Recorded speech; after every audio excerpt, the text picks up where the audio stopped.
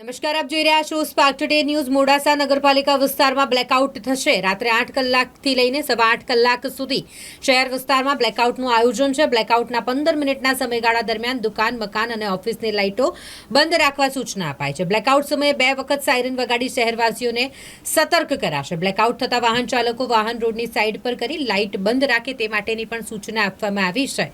રાત્રે સવા 8 કલાક બાદ રાબેતા મુજબ ફરી લાઇટો શરૂ કરી શકાશે। નમસ્કાર, આપ બધાને ખબર છે ગયા દિવસોમાં આપને રાષ્ટ્રે વિક્રમી સફળતા ઓપરેશન સિંદૂરમાં મેળવી છે, પણ એવા સંજોગોમાં હવે જરૂરિયાત છે, ભારત સરકાર ઈચ્છે છે કે નાગરિકો દરેક સમય તૈયાર રહે। એના માટે સિવિલ ડિફેન્સ નાગરિક સંરક્ષણના નેજા હેઠળ આપણે બધા તૈયારીઓ કરીએ અને આપણે તૈયાર રહીએ કોઈ પણ એવા સંજોગો માટે। તો આજે આખા ગુજરાતમાં operation shield civil defence exercise એક મોક ડ્રિલ યોજવામાં આવી રહી છે। એની વિગતો આપને સાથે હું વિગતવાર શેર કરું છું। આપણે અરવલ્લીમાં પણ કરવામાં આવી રહી છે। આજે સાંજે એટલે 31 મઈના સાંજે 5 વાગે દરેક પોલીસ સ્ટેશન પર જે સિવિલ ડિફેન્સના વોલેન્ટિયર્સ ગયા દિવસોમાં નોંધાયા છે એ બધાને એક સાયલેન્ટ કોલ કરવામાં આવશે, એટલે કેટલા ઝડપથી એ લોકો ત્યાં ભેગા થઈ શકે છે એમને ટ્રેનિંગ આપવામાં આવશે।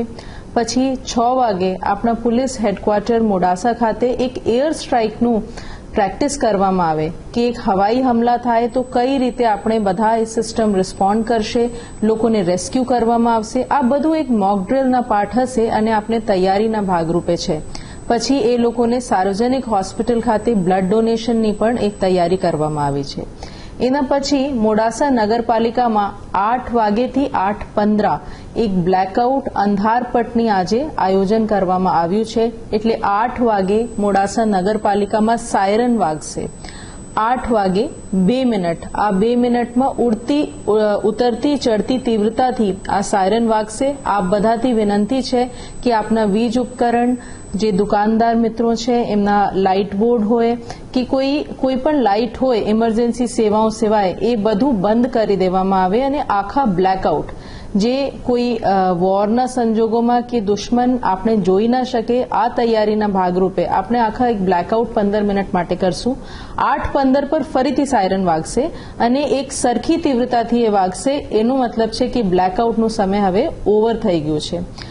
મારી બધા નાગરિકોથી વિનંતી છે કે એ બાબતમાં અમે જે કહી રહ્યા છે, જે સરકારી આધિકારિક સૂત્રોથી આપને જે સાંભળવામાં મળે છે, જે બાઇટથી જાણવામાં મળે છે, એમને જ સાચું માનવાનું, કોઈ અફવા નહીં ફેલાવવાની, કોઈ ભીવાની જરૂરિયાત નથી। આ એક મોક ડ્રિલના પાર્ટ છે અને અમે અપીલ કરીએ છીએ કે બધા નાગરિકોના એમાં સહકાર મળશે। આપ પણ આ તાલીમમાં જે છે એક પાર્ટિસિપન્ટ તરીકે આ શીખો, એ વિનંતી સાથે હું આભાર માનું છું। અસ્તુ।